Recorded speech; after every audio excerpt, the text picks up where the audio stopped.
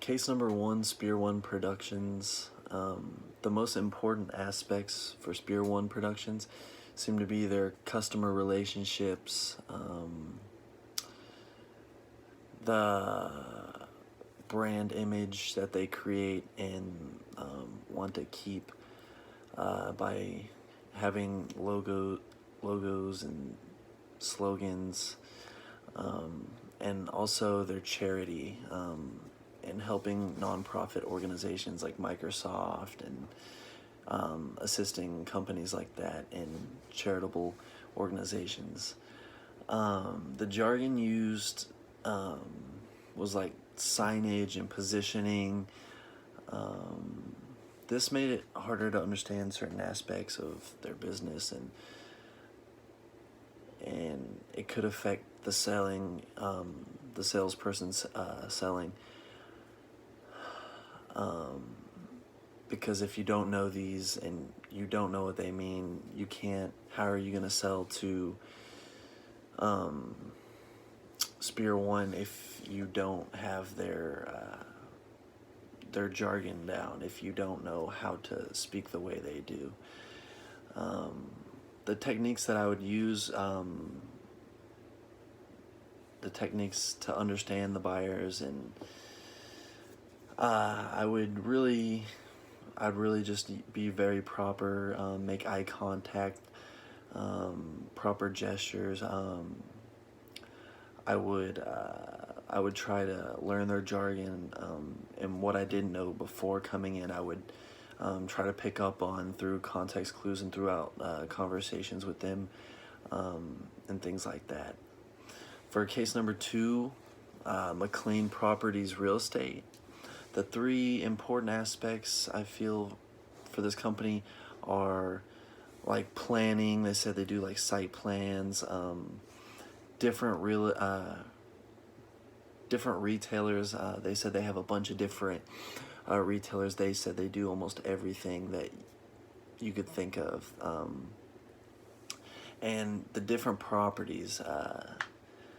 They're on a bunch of different properties, and they make these appeal to their customers.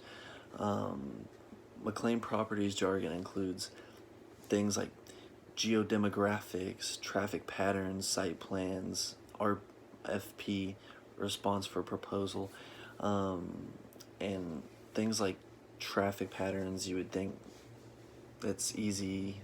Everybody knows traffic patterns, but it goes way more in depth about how many cars and locations and times they pass and things like that. And it's just jargon that you wouldn't think that deep into, but that you need to understand it. It's very easy to misunderstand this jargon, and not think as deep as it goes. If McLean or the seller does not understand something, this can cause a problem with the sale.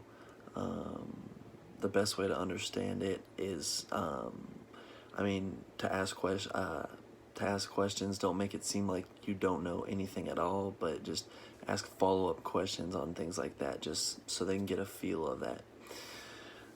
For case number three, Dart Paper Products Manufacturing. I feel like the three most important aspects of the buyer's business were their environmentally cautiousness, the margins, and their product training. Some of the jargon that they used was like institutional cafeterias, which is like, they said it was prisons or universities, prison cafeterias and university cafeterias, and polystyrene foam and municipal solid waste.